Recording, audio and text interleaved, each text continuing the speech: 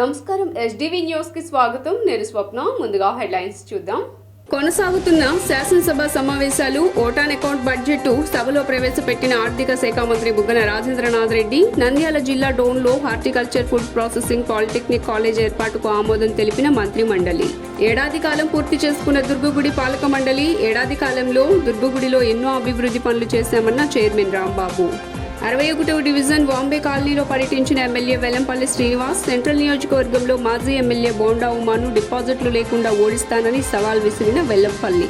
Bhavanipuram iron యార్డ్లో ఇంటింటికి రాబోయే మన జనసేన టీడీపీ ప్రభుత్వ కార్యక్రమంలో పాల్గొన్న జనసేన నేత పోతిన మహేష్.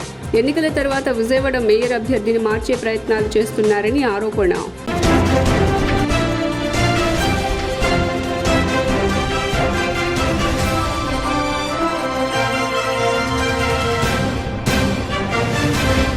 ఇక డీటెయిల్స్ చూస్తే ఏపీ ముఖ్యమంత్రి వైఎస్ జగన్మోహన్ రెడ్డి అధ్యక్షతన రాష్ట్ర కేబినెట్ సమావేశం నిర్వహించారు. ఆంధ్రప్రదేశ్ రాష్ట్ర ముఖ్యమంత్రి వైఎస్ జగన్మోహన్ రెడ్డి అధ్యక్షతన రాష్ట్ర కేబినెట్ సమావేశం జరిగింది. ఈ సమావేశంలో పరిశీలక అంశాలకు కేబినెట్ ఆమోదం తెలిపింది. 2024-25 ఆర్థిక సంవత్సరానికి గాను ఓటాన్ అకౌంట్ ను కేబినెట్ ఆమోదించింది. నంద్యాల జిల్లా డోన్లో horticulture food processing polytechnic college ఏర్పాటుకు ఆమోదం తెలిపింది. వైఎస్ఆర్ హార్టికల్చర్ యూనివర్సిటీ కింద పాలిటెక్నిక్ కాలేజీ పనిచేయనున్నట్లు తెలియజేసింది. డోన్లో వ్యవసాయ పాలిటెక్నిక్ కాలేజ్ ఏర్పాటుకు ఆమోదం తెలిపింది. ఈ కాలేజీ ద్వారా వ్యవసాయ రంగంలో 2 ఏళ్ల డిప్లొమా కోర్సు ఆచార్య ఎన్జీ రంగా అగ్రికల్చర్ యూనివర్సిటీ కింద కాలేజ్ పనిచేయనుంది.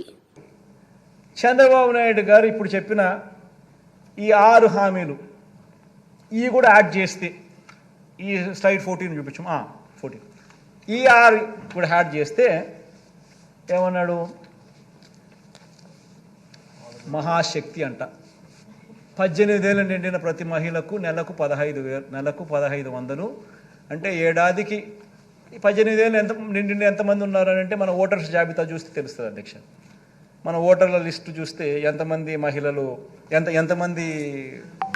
ఉన్నారు, 18 ఏళ్ళు నిండిన వాళ్ళంతా మొత్తం ఓటర్స్ లిస్టులో ఉంది. వాటికి మనము 2,10 లక్షలు ఉంటే మనం వాటికి 2 కోట్లు చూపిస్తున్నాం. కొంచెం వాటికి తగ్గించినాం. అట్లా వేసుకున్నా కానీ 36,000 కోట్లు ఈ మహాశక్తికి. తల్లి తర్వాత ఈ తల్లికి వందనం. అది ఏంది? ఎంతమంది పిల్లలు ఉంటే అంతమందికి 15,000 అంట. ఏం నోటికి ఎంత వస్తే అంత చెప్పేసేయడమే కాబట్టి ఏం పోయేదేముంది అని చెప్పి ఇచ్చేదే సచ్చేదే మన అనే లెవెల్లోకి మనుషులు చెప్పేయడం మొదలు పెడతా ఉన్నారు. తల్లికి వందనం అని చెప్పి ఎంతమంది పిల్లలు ఉంటే అంతమందికి. రాష్ట్రంలో 83 లక్షల మంది పిల్లలకు మనం మంచి జరిగిస్తూ 44 లక్షల మంది తల్లులకు మనం ఇస్తూ ఉంటే ఆయన 83 లక్షల మంది పిల్లలకు లెక్కేసుకొని దానికి 12,450 కోట్లు తర్వాత ఉన్నాయని చెప్తున్నాడు. మళ్ళా ఇంకా 6 పథకాలు ఇంకా ఉన్నాయని చెప్తున్నాడు. అంటే నేను అడుగుతా ఉన్నాను అధ్యక్ష, అంటే మనం 70,000కే కష్టపడతా ఉంటే 1,26,000 ఇప్పటికే మళ్ళా ఇంకా ఏదో చెప్తానంటున్నాడు. మోసం చేయాలనే ఆలోచనతోనే మోసం చేయడానికి కోసమే ఈ మాదిరిగా ఒక రంగురంగుల మేనిఫెస్టో తీసుకొని వచ్చి ఈ మాదిరిగా మోసం చేసే దిశగా అడుగులు వేయడం ధర్మమేనా అని అడుగుతా ఉన్నా. ఆలోచన చేయమని అడుగుతా. సీఎం జగన్మోహన్ రెడ్డి బడుగు బలహీన వర్గాల అభ్యున్నతికి కృషి చేశారని షేక్ ఆసిఫ్ రాయన భాగ్యలక్ష్మి పేర్కొన్నారు. పశ్చిమ నియోజకవర్గంలోని 46వ డివిజన్లో గడప గడపకు వైఎస్ఆర్ కాంగ్రెస్ పార్టీ కార్యక్రమంలో భాగంగా పశ్చిమ నియోజకవర్గ ఇన్ఛార్జ్ షేక్ ఆసిఫ్, నగర మేయర్ రాయన భాగ్యలక్ష్మి, రాయన నరేంద్రతో కలిసి పర్యటిస్తూ డివిజన్లో ప్రతి గడపకి వెళ్తూ ప్రజల సమస్యలను అడిగి తెలుసుకుని అధికారులతో మాట్లాడి ప్రజా సమస్యలు వెంటనే పరిష్కరించాలని ఆదేశించారు. ఈ సందర్భంగా వారు మాట్లాడుతూ రాష్ట్రంలో వైఎస్ఆర్ కాంగ్రెస్ పార్టీ అధికారంలోకి వచ్చిన తర్వాత బడుగు బలహీన వర్గాల అభ్యున్నతికి సీఎం వైఎస్ జగన్మోహన్ రెడ్డి కృషి చేశారని తెలిపారు. డివిజన్లో రజక షాదీఖానా 70 లక్షలతో అభివృద్ధి చేసింది మన జగనన్న ప్రభుత్వమేనని తెలిపారు. మరోసారి జగన్మోహన్ రెడ్డి ముఖ్యమంత్రిని చేయాలని ప్రజలను కోరుకున్నారు. ఇక్కడ సీసీ రోడ్లు కానివ్వండి, ఆ సైడ్ డ్రైన్స్ కానివ్వండి, అలాగే ఎలక్ట్రికల్ పోల్స్ కానివ్వండి, ఏ సమస్య లేకుండా మోడల్ డివిజన్ లాగా మాకు తీర్చిదిద్దారు మేడం గారని చెప్పడం జరుగుతుంది. తప్పకుండా ప్రజాపాలన ఇది. ప్రజలతో మమేకమై ఏదైతే అవసరాలు ఉన్నాయి ప్రజలకి దాన్ని అనుగుణంగా మేము అందరం మలుచుకుంటాం. ఏ ఒక్క అభివృద్ధి చేయని వాళ్ళు కూడా వచ్చి ఓట్లు అడుగుతున్నారు. వాళ్ళని మీరే ప్రజలే గమనిస్తారు, వాళ్ళకి ప్రజలే బుద్ధి చెప్తారు. అభివృద్ధి చేసి డివిజన్లో ఏదైతే అభివృద్ధి ఉందో, సంక్షేమ పథకాలు ఉన్నాయో అవన్నీ సమకూర్చి మేము వెళ్ళి ఓట్లు అడుగుతున్నాం. తప్పకుండా ప్రజల ఆశీర్వాదం వైఎస్ఆర్ కాంగ్రెస్ పార్టీకి ఉందని చెప్పేసి మేము చెప్పడం కాదు, ఈ డివిజన్ ప్రజలు చెప్తున్నారు. తప్పకుండా వాళ్ళ ఆశీస్సులు మా అందరి మీద ఉంటాయి. అలాగే జగనన్న ఏదైతే వైనాట్ 175 దిశగా ముందుకెళ్తున్నారో ఆయన అడుగులు అడుగేసి మేమందరం ఆయనకు సహకరిస్తూ 175కి 175 స్థానాలు వైఎస్ఆర్సీపీ కైవసం చేసుకుంటుందని, అలాగే విజయవాడ పశ్చిమ నియోజకవర్గం ఏదైతే వైఎస్ఆర్సీపీ అడ్డా ఇది, తప్పకుండా విజయవాడ పశ్చిమ నియోజకవర్గంలో వైఎస్ఆర్సీపీ మాజీ ఎమ్మెల్యే బోండా ఉమాను డిపాజిట్లు లేకుండా ఓడిస్తానని వైఎస్ఆర్సీపీ సెంట్రల్ సమన్వయకర్త మాజీ మంత్రి వెల్లంపల్లి శ్రీనివాస్ అన్నారు. వైఎస్ఆర్సీపీ సెంట్రల్ నియోజకవర్గ సమన్వయకర్త మాజీ మంత్రి ఎమ్మెల్యే వెల్లంపల్లి శ్రీనివాసరావు బుధవారం నాడు నియోజకవర్గంలో గడప గడపకు మన ప్రభుత్వం కార్యక్రమం, స్థానిక 60వ డివిజన్ వాంబే కాలనీ ఏరియా తదితర ప్రాంతాల్లో స్థానిక వైఎస్ఆర్సీపీ డివిజన్ ఇన్ఛార్జ్ బేవర నారాయణ తదితరులతో కలిసి ప్రతి ఇంటికి వెళ్లి కరపత్రమిస్తూ ప్రజలతో మాట్లాడుతూ పర్యటించారు. ఈ సందర్భంగా వెల్లంపల్లి మాట్లాడుతూ ప్రతి డివిజన్ పర్యటనలో భాగంగా ఈరోజు 60వ డివిజన్ వాంబే కాలనీ ఏరియాలో పర్యటించామన్నారు. ఈ 4.5 ఏళ్లలో జరిగిన అభివృద్ధిని ప్రజలకు వివరిస్తున్నామన్నారు. బోండా ఉమా ఎలక్షన్లో తప్ప మిగిలిన సమయంలో ప్రజల మధ్య లేడన్నారు. బోండా ఉమాకి సెంట్రల్ నియోజకవర్గ ప్రజలను ఓటు అడిగే అర్హత లేదన్నారు. కోవిడ్ సమయంలో ప్రజల్ని వదిలేసిన గనుడు బోండా ఉమా అని విమర్శించారు.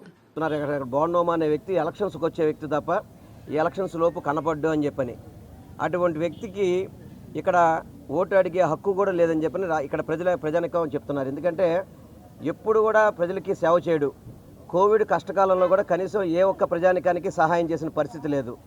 కేవలం చెప్పే కదా, ఇప్పుడు మొన్న చూసా TV5లో ఒక వాళ్ళ టీవీలోనే అతను భాగవతంతో కూడా బయటపెట్టడం జరిగింది.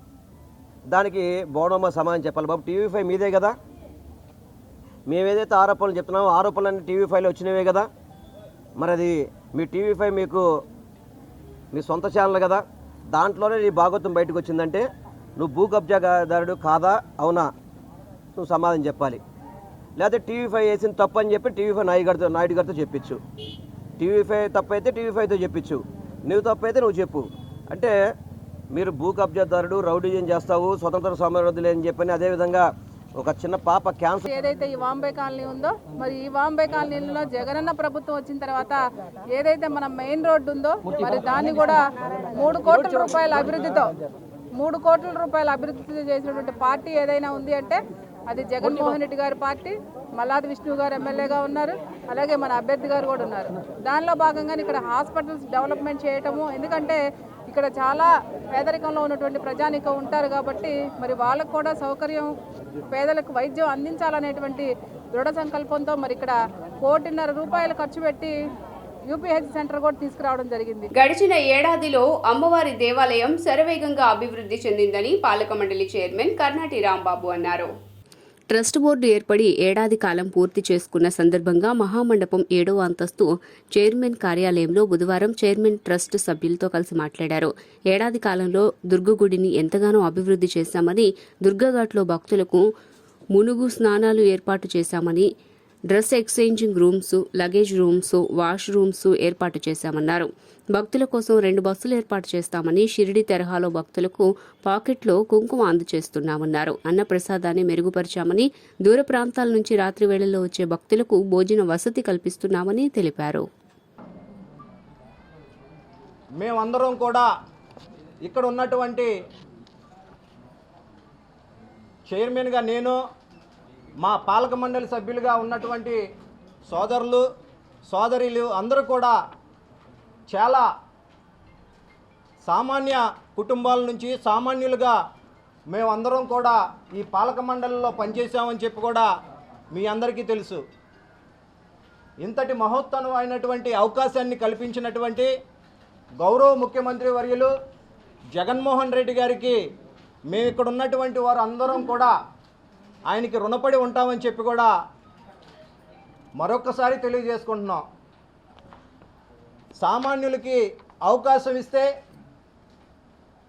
సామాన్యులు అందరం కూడా ఒక సేవకుల్లాగా, ఒక పాలకుల్లా కాకుండా ఒక సేవకుల్లాగా అమ్మవారి దేవాలయానికి ఫండ్స్ గౌరవ ముఖ్యమంత్రి వాళ్ళు 70 కోట్లు ఇవ్వడం జరిగింది. దానిలో నిమిత్తంగానే శివాలయంలో ఫండ్స్ కానీ అలాగే ఇప్పుడు జరుగుతున్నటువంటి వర్కు అన్నదానం భవన్ కానీ అలాగే మన ప్రసాదం పోర్టు కానీ ఇవి కూడా దానిలోనే జరుగుతున్నవి. అందు నిమిత్తంగానే ప్రతిదీ కూడా ఇప్పుడు వరకు 11 కోట్ల చిల్లర దాకా కూడా రావడం జరిగింది. మిగతాయి కూడా వర్క్ ప్రాసెస్ మొదలయ్యే కొద్దీ కూడా ఆ అమౌంట్ కూడా సపరేట్గా ఆల్రెడీ 70 crores వేసే ఉంది, రెడీగా ఉంది ఫండ్ కూడా. దానిలో అవుతున్న కొద్దీ కూడా బిల్స్ పే చేసే విధంగా కూడా నిర్ణయం తీసుకుంటారని చెప్పి కూడా తెలియజేస్తాం. లేదు, ఆ శివాలయం పూర్తయిపోయింది. రేపు 18వ తారీఖు నుంచి ఇట్ చేయడం జరుగుతుంది. అంటే కూడా దాని గురించి చర్చించుకున్న తర్వాత వెంటనే ముందు మళ్ళీ ఒకసారి అడగండి. అడిగిన తర్వాత దాన్ని చూసి ముందు ప్రాబ్లం అన్నా క్లియర్ చేసే విధంగా ఉండాలి. అలాగ పెట్టుకుంటే ఇప్పుడు చాలా టైం అయిపోయిందని చెప్పి కూడా మేము చర్చించుకోవడం జరిగింది. త్వరలోనే అందుబాటులో తీసుకొస్తామని ప్రతి ఒక్కరు అప్పుడు ఆ వీల్ చైర్లో వచ్చినటువంటి వారు పక్కన ఉన్నటువంటి అటెండర్ వీళ్ళిద్దరి వరకు ఎటువంటి పరిస్థితుల్లో మేము అనుమతిస్తాము. దానికి కూడా మేము లిఫ్ట్ మార్కును తీసుకెళ్ళమని చెప్పి కూడా మేము మొన్న చెప్పాను. నేను పంపించడం కూడా జరిగింది. ఏపీ రాష్ట్ర 2024-25 ఆర్థిక సంవత్సర అంచనా బడ్జెట్ను నేడు అసెంబ్లీలో ప్రవేశపెట్టారు. ఆంధ్రప్రదేశ్ రాష్ట్ర 2024-25 ఆర్థిక సంవత్సర అంచనా బడ్జెట్ను నేడు అసెంబ్లీలో ప్రవేశపెట్టిన సంగతి తెలిసిందే. అయితే దానికి ముందు శ్రీ దుర్గామల్లేశ్వర స్వామివార్ల దేవస్థానానికి రాష్ట్ర ఆర్థిక శాఖ బృందం విచ్చేసి అమ్మవారి పాదాల వద్ద బడ్జెట్ని ఉంచి పూజలు జరిపి అమ్మవారి ఆశీస్సులు పొందారు. ఆలయ ట్రస్ట్ బోర్డు కర్ణాటి రాంబాబు మరియు ఆలయ అధికారులు వీరికి స్వాగతం పలికి అమ్మవారి దర్శనం కల్పించారు. అనంతరం వీరికి వేద పండితులు వేద ఆశీర్వచనం చేయగా ఆలయ చైర్మన్ శ్రీ అమ్మవారికి ప్రసాదము శేషవస్త్రాన్ని అందజేశారు.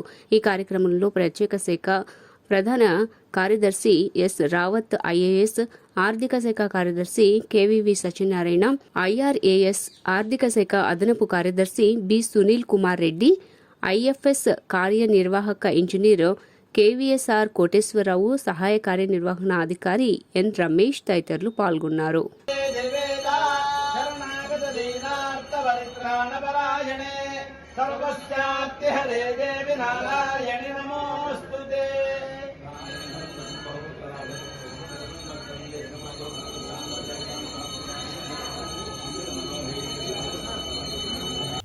సీఎం జగన్మోహన్ రెడ్డి విజయవాడ మేయర్ పదవిని బీసీల నుండి ఓసీలకు ఇవ్వబోతున్నట్లుగా పోతిన మహేష్ సంచలన వ్యాఖ్యలు చేశారు.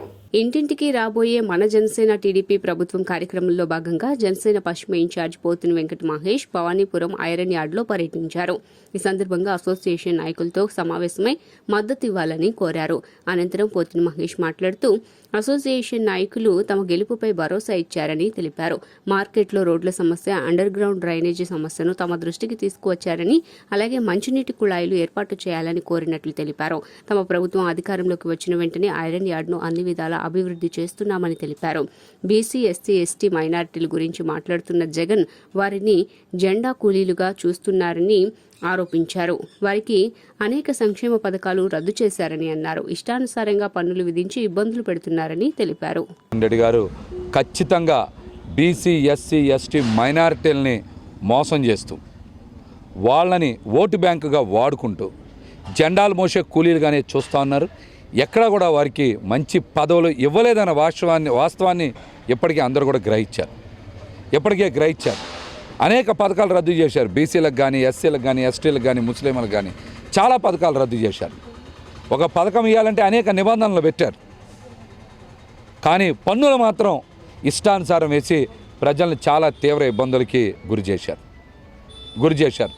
బీసీలని, ఎస్సీలని, ఎస్టీలని, మైనార్టీలని కేవలం రేపు జరిగే అసెంబ్లీ ఎన్నికల్లో ఓటు బ్యాంక్గా వాడుకోవడానికే వాళ్ళకి చిన్న చిన్న నామినేటెడ్ పదవులు ఇచ్చి పెద్ద ఎత్తున ప్రచారం చేసుకుంటా ఉన్నారు.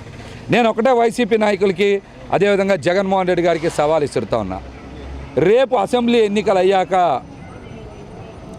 మే నెలలో విజయవాడ నగరం మేయర్ పదవిని తీసేస్తారా లేదా? ఈ విషయాన్ని మేయర్ భాగ్యలక్ష్మి గారు కూడా గ్రహించాలి. మే నెలలో మేయర్ పదవే. మైలవరంలో మాజీ ఎమ్మెల్యే వైసీపీ మాజీ నేత జ్యేష్ఠ రమేష్ బాబు సంచలన వ్యాఖ్యలు చేశారు.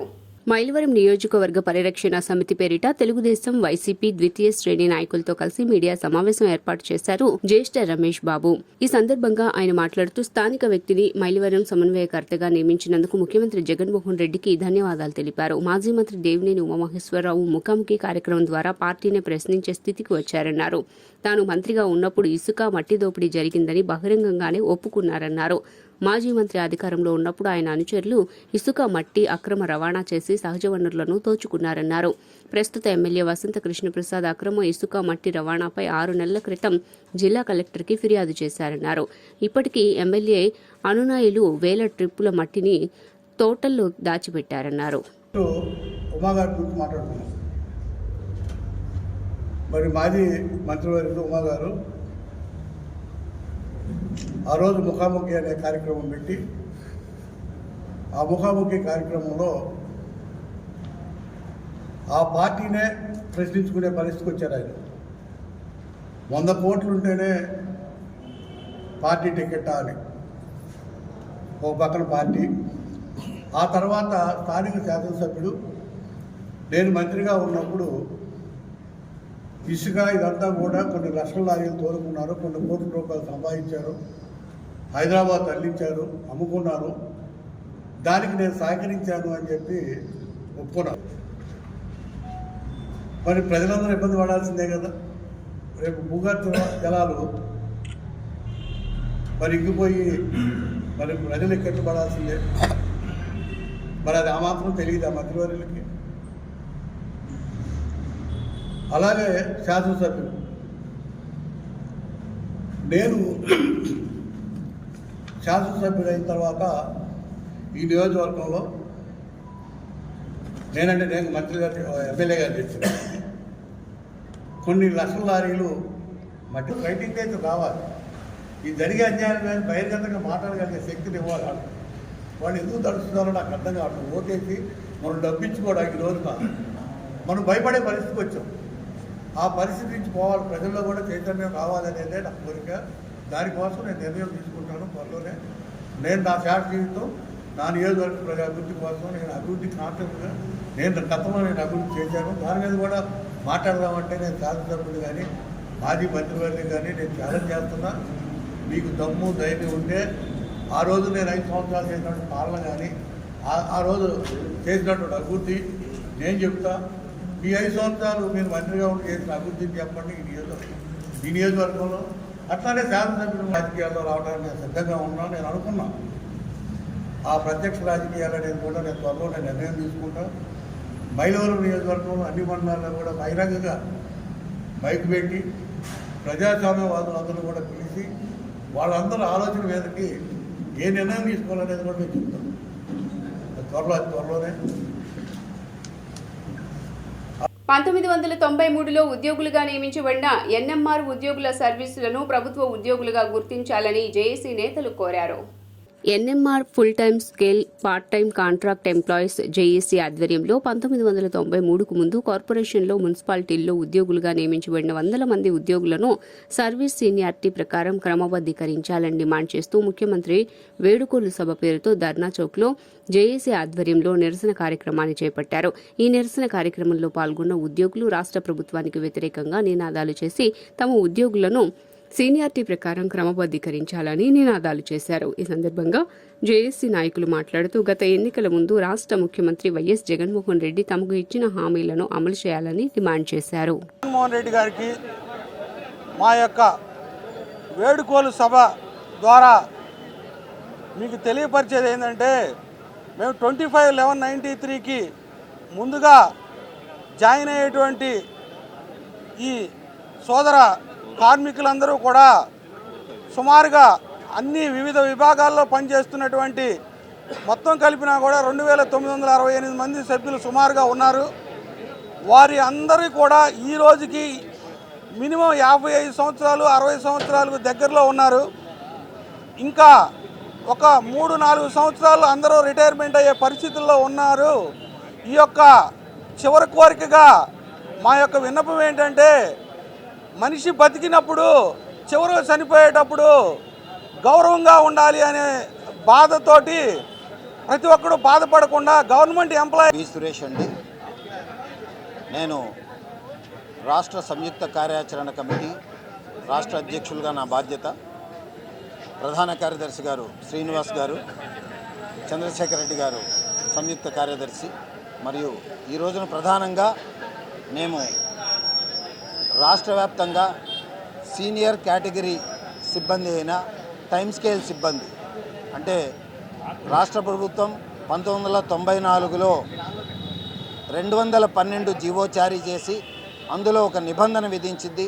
25/11/93 నాటికి 5 సంవత్సరాల సర్వీస్ పూర్తి కావాలనే నిబంధన.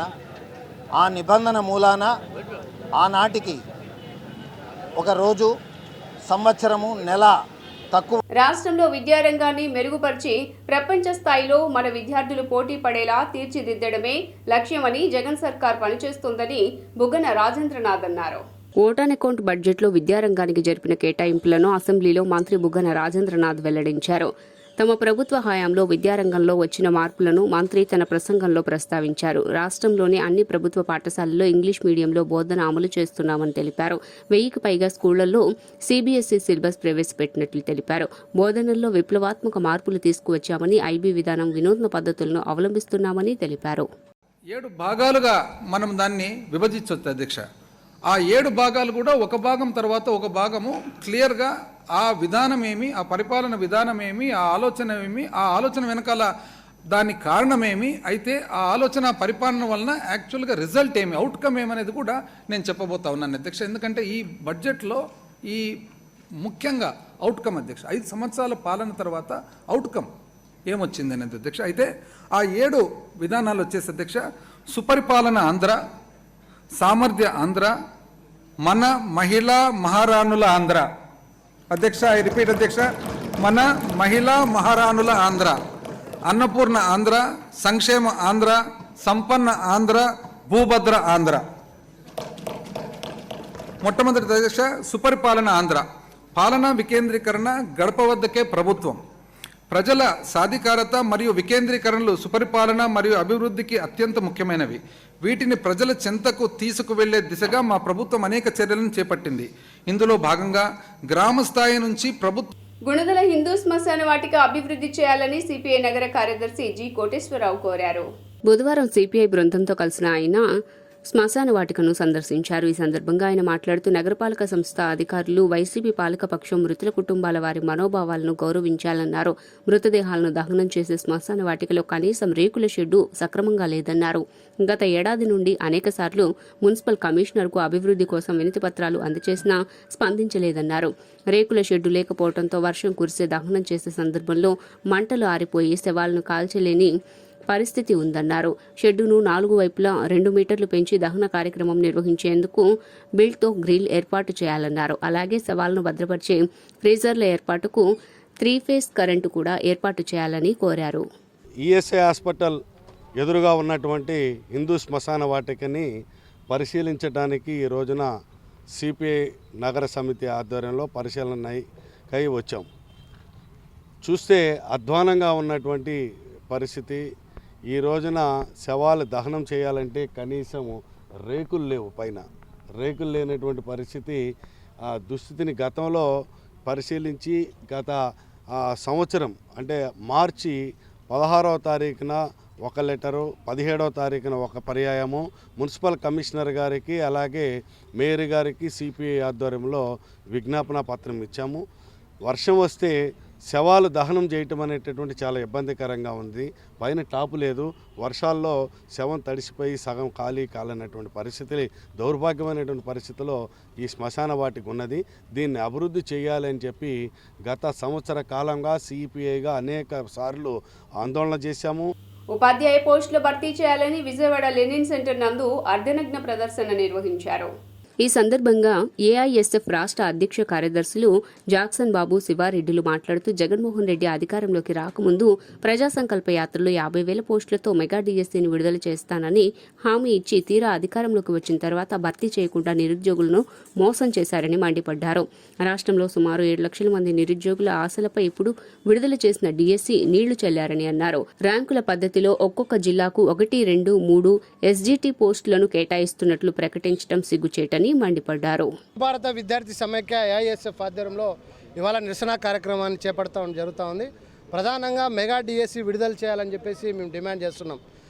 గత 10 సంవత్సరాలుగా నిరుద్యోగులంతా కూడా హైదరాబాదు, విజయవాడ కేంద్రంగా, విశాఖ, అదేవిధంగా అనంతపురము, కర్నూలు ఇటువంటి నగరాల్లో 10 ఏళ్ళ నుండి నిరుద్యోగులంతా కూడా మెగా డిఎస్సి కోసం ఇదిగో వస్తుంది అదిగో వస్తుందనే ఆశతో, ఆలోచనతో వేల రూపాయలు ఫీజులు కట్టి కోచింగ్ సెంటర్లో మగ్గిపోతున్నటువంటి యువత ఈ రాష్ట్రంలో దాదాపుగా 10 లక్షల మంది నిరుద్యోగులు ఉన్నారు. మరి జగన్మోహన్ రెడ్డి గారు 5 సంవత్సరాలు అవుతా ఉంది. మరి ఫిబ్రవరి ఎండింగ్ అంతా నోటిఫికేషన్ వస్తే 5 సంవత్సరాల అధికారంలో ఉన్నారు ఆయన. అంతకుముందు ప్రతిపక్షంలో ఉన్నప్పుడు ఆయన చెప్పడం జరిగింది, ఈ రాష్ట్రంలో ఉన్నటువంటి నిరుద్యోగ వ్యవస్థనంతా కూడా నిర్వీర్యం చేస్తాను, ఈ రాష్ట్రంలో ఉన్నటువంటి 2,35,000 పోస్ట్. ఏఐఎస్ఎఫ్ రాష్ట్ర ప్రధాన కార్యదర్శి ఇవాళ ఆంధ్రప్రదేశ్ రాష్ట్ర ప్రభుత్వం 6,100 పోస్టులతో కూడినటువంటి డిఎస్సి నోటిఫికేషన్ని గత వారం ముందు క్యాబినెట్లో ఆమోదం తెలిపింది.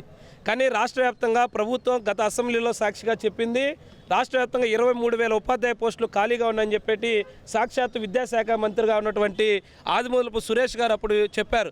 కానీ ఇప్పుడు కేవలం 6,100 పోస్టులు ఇవ్వడం వలన 7 లక్షల మంది నిరుద్యోగులు గత 9 సంవత్సరాలుగా వివిధ కోచింగ్ సెంటర్స్లో వాళ్ళంతా కూడా కోచింగ్ తీసుకుంటూ ఒక పూట తినకో అర్ధాకిలితో ఉంటూ లక్షలాది రూపాయలు ఇచ్చి కోచింగ్ సెంటర్ తీసుకుంటున్నటువంటి నిరుద్యోగుల మీద ఆశలు చెల్లారు. దీన్ని నిరసిస్తూ అఖిల భారత విద్యార్థి ఫెడరేషన్ ఏఐఎస్ఎఫ్ ఆధ్వర్యంలో ఈరోజు అర్ధనగ్నంగా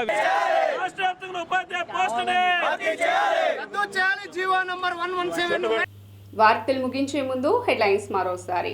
కొనసాగుతున్న శాసనసభ సమావేశాలు, ఓటాన్ అకౌంట్ బడ్జెట్ సభలో ప్రవేశపెట్టిన ఆర్థిక శాఖ మంత్రి బుగ్గన రాజేంద్రనాథ్ రెడ్డి. నంద్యాల జిల్లా డోన్లో horticulture food processing polytechnic college ఏర్పాటుకు ఆమోదం తెలిపిన మంత్రి మండలి. ఏడాది కాలం పూర్తి చేసుకున్న దుర్గగుడి పాలక మండలి. ఏడాది కాలంలో దుర్గగుడిలో ఎన్నో అభివృద్ధి పనులు చేశామన్న చైర్మన్ రాంబాబు. 61వ డివిజన్ బాంబే కాలనీలో పర్యటించిన ఎమ్మెల్యే వెల్లంపల్లి శ్రీనివాస్. సెంట్రల్ నియోజకవర్గంలో మాజీ ఎమ్మెల్యే బోండా ఉమాను డిపాజిట్లు లేకుండా ఓడిస్తానని సవాల్ విసిరిన వెల్లంపల్లి. భవానీపురం ఐరన్ యార్డ్లో ఇంటింటికి రాబోయే మన జనసేన టీడీపీ ప్రభుత్వ కార్యక్రమంలో పాల్గొన్న జనసేన నేత పోతిన మహేష్. ఎన్నికల తర్వాత విజయవాడ మేయర్ అభ్యర్థిని మార్చే ప్రయత్నాలు చేస్తున్నారని ఆరోపణ. HDV న్యూస్ ఇంతటితో సమాప్తం. తిరిగి వార్తల్లో మళ్ళీ కలుద్దాం. అంతవరకు సెలవు. నమస్కారం.